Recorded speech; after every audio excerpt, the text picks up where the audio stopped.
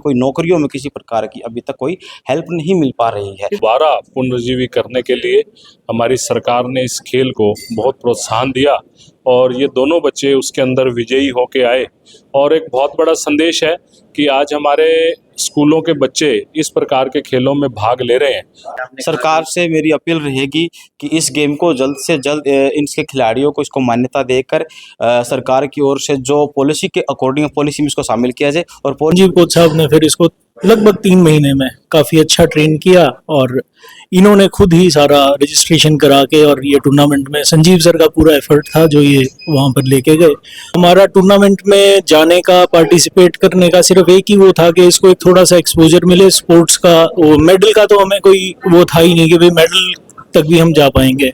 मैं पहले यहाँ पे प्रैक्टिस कर रहा था इस जिम में, फिर मेरा सर ने सिलेक्शन किया नेशनल के लिए। जम्मू में गए वहाँ पे अंडर 11 -50 kg में मेरी 3 फाइट हुई। मेरी तीसरी फाइट में सिल्वर मेडल आया। हमारी कैटेगरी में 8 खिलाड़ी थे। भविष्य में आपको क्या करना है, क्या सपना है आपका? गोल्ड लाने का। पहले मैं यहाँ पे ग्रैपलिंग करती हूँ। परवीन सर और संजीव सर ने मेरे को मोटिवेट किया है, और जो संजीव सर थे मेरे कोच थे। मैं नेशनल खेली हूँ अंडर 13 -46 के वेट में। मेरे वहाँ पे 2 मैचेस हुए गी और नौगी में, और मैं आगे अभी मैं जूनियर लेवल पे खेल रही हूँ। आगे मैं सीनियर लेवल पे भी खेलना चाहती हूँ ग्रैपलिंग के, और मेरा ग्रैपलिंग में बहुत इंटरेस्ट है और मैं चाहती हूँ कि मेरा ग्रैपलिंग में इंटरेस्ट ऐसा ही रहे।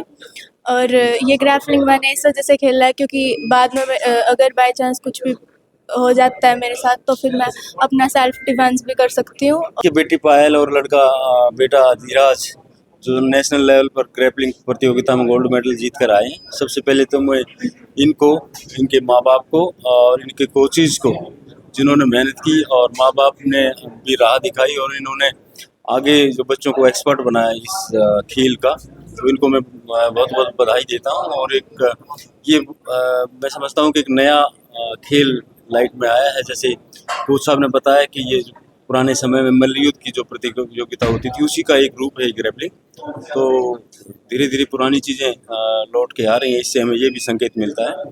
तो एक बहुत अच्छा कार्य इन्होंने किया है। मैं इनको बधाई देता हूँ, उनके माँ बाप को बधाई देता हूँ, उनके कोचेस को बधाई देता हूँ। सर, आजकल बच्चे मोबाइल की दुनिया में ज़्यादा, बहुत सारे बच्चे पढ़ाई अच्छी चीज़ें देखने की बजाय जो है नेगेटिव चीज़ें जो है ज़्यादा देखते हैं। तो बच्चों को और अभिभावकों को जो बच्चों को पढ़ाई में तो ध्यान दे रहे हैं, खेलों में नहीं आ रहे हैं, सर क्या कहना चाहिए?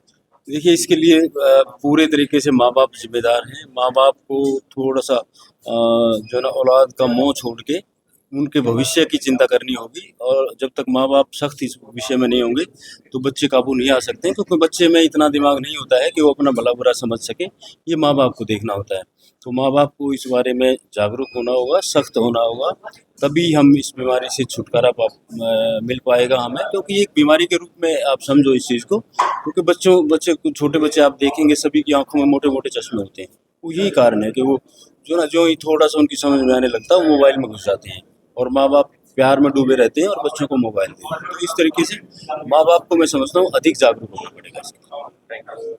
आज बहुत हर्ष का विषय है कि हमारे पानीपत शहर के 2 बच्चे, हमारी बेटियां पायल और अधिराज हमारा बेटा, दोनों ने एक ऐसा खेल जिसको ग्रैपलिंग के नाम से जाना जाता है, और वास्तव में ये खेल बहुत पुराने समय में बड़े बड़े जितने योद्धा हुए उनके बीच में हुआ करता था, उसको दोबारा पुनर्जीवी करने के लिए हमारी सरकार ने इस खेल को बहुत प्रोत्साहन दिया और ये दोनों बच्चे उसके अंदर विजयी होके आए।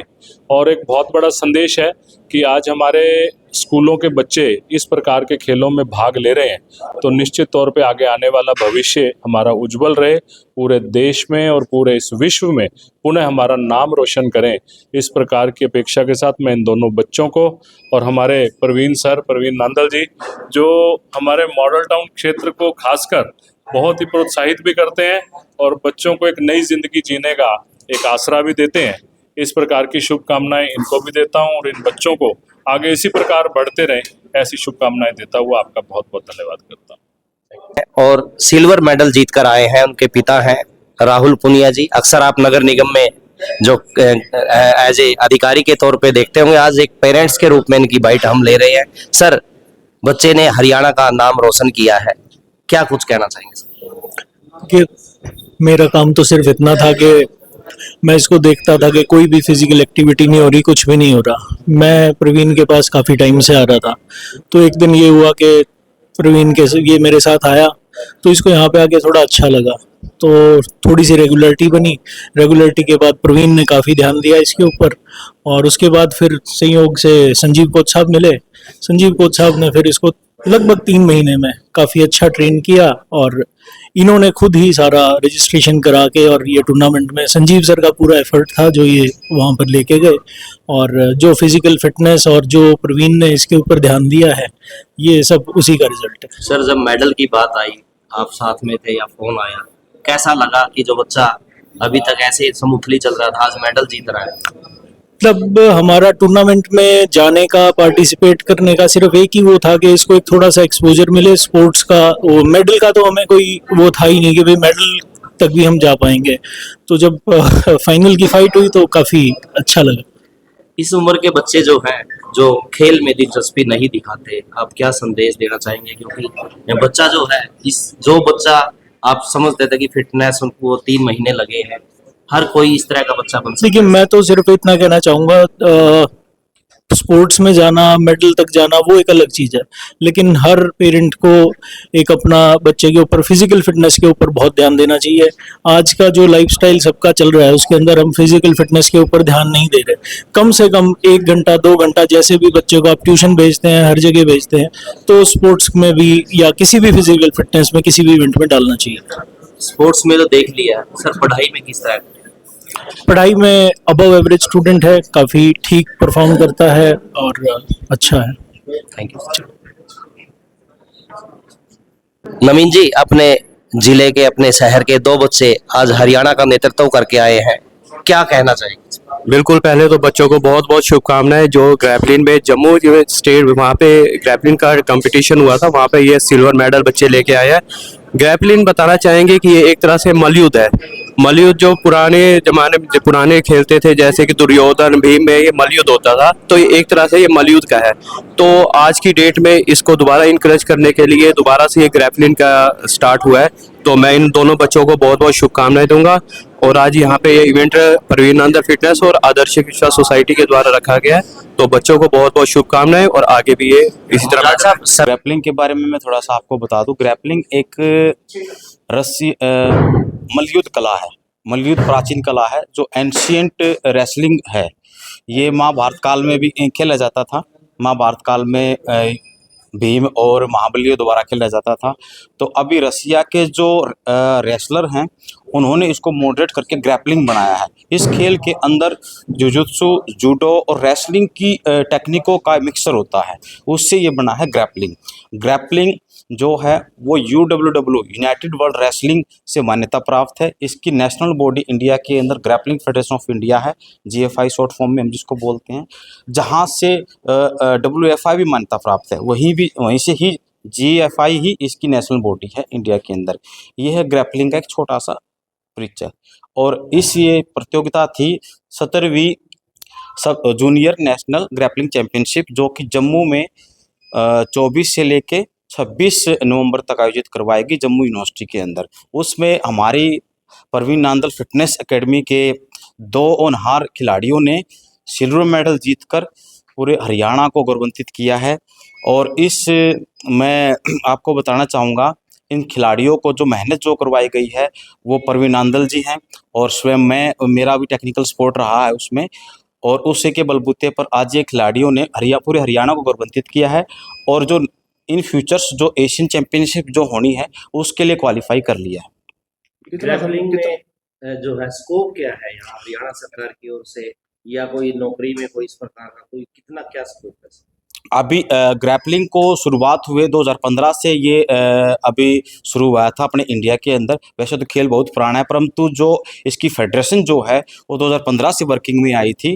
तो प्रयास किए जा रहे हैं, लेकिन अभी तक हाल फिलहाल तक ये खेल अभी तक यूनिवर्सिटी खेलों में और स्कूली खेलों में ही शामिल हो पाया है, जिससे अभी तक मिनिस्ट्री में न होने की वजह से हरियाणा सरकार की तरफ से इस प्रकार से अभी कोई इस तरह का कोई भी फाइनेंशियल या फिर कोई नौकरियों में किसी प्रकार की अभी तक कोई हेल्प नहीं मिल पा रही है। कितना उसके समय लिए फेडरेशन प्रयासरत है। कितना समय लगता है इस गेम को अपने अंदर उतारने में, इस खेल को पूरा समझने में? इस गेम को पूरी तरीके से समझने के लिए तो कम से कम 5 से 10 साल तक लग जाते हैं, लेकिन जो जिनका बेस रेसलिंग और जूडो गेम का जो बेस होता है, उन खिलाड़ियों को मात्र 5 से 6 महीने में हो जाता है उनका, जिनका ऑलरेडी बेस होता है। कुछ सरकार से कोई अपील करना चाहेंगे? आपने सरकार से मेरी अपील रहेगी कि इस गेम को जल्द से जल्द इनके खिलाड़ियों को इसको मान्यता देकर सरकार की ओर से जो पॉलिसी के अकॉर्डिंग पॉलिसी में इसको शामिल किया जाए और पॉलिसी के अकॉर्डिंग जो भी लाभ खिलाड़ियों को मिल सके वो लाभ उनको प्रोवाइड करवाया जाए। शुभ नाम क्या है? मेरा नाम संजीव तोमर, मैं नेशनल कोच हूँ ग्रैपलिंग का। बहुत अच्छी बात तो यह है कि पहले दोनों सिल्वर मेडल जो लेकर आए वो अपने पानीपत जिले के ही हैं, और नया गेम है तो निश्चित तौर पर जब बच्चों ने शुरुआत सिल्वर से करी है तो आने वाले समय में जैसे ही गेम इंटरनेशनल लेवल पे जाएगा तो बच्चे हमारे पानीपत जिले का नाम निश्चित रूप से रोशन करेंगे। और मैं दोनों बच्चों को शुभकामनाएं देता हूँ कि अच्छी बात है, पानीपत के ही दोनों बच्चे हैं और दोनों सिल्वर लेके आए। नए गेम है और बहुत जल्दी ये इस गेम पे ऐसी पकड़ बनाए कि हमारे पानीपत जिले का नाम रोशन हो। और हम खुशी की बात यह है कि बच्चे इंटेलिजेंट बच्चे हैं, बहुत जल्दी इन्होंने जो पिकअप किया है तो आने वाले समय में अच्छे रिजल्ट देखने को आएंगे और भी बच्चे इस गेम की तरफ चलेंगे। तो क्या कुछ कहना चाहेंगे सर, बच्चे जो है मेडल जीत के आए? हमारे आदरणीय भाई साहब संजीव दहिया जी ने मैक्सिमम आपको बता ही दिया है। इनको बहुत बहुत शुभकामनाएं, और इनके गुरु जो प्रवीण कुमार जी ने इनको अच्छी शिक्षा दीक्षा देकर इन बच्चों के भविष्य के लिए अच्छा तैयार कर रहे हैं। इनको हमारी बहुत बहुत ढेर सारा शुभकामनाएं।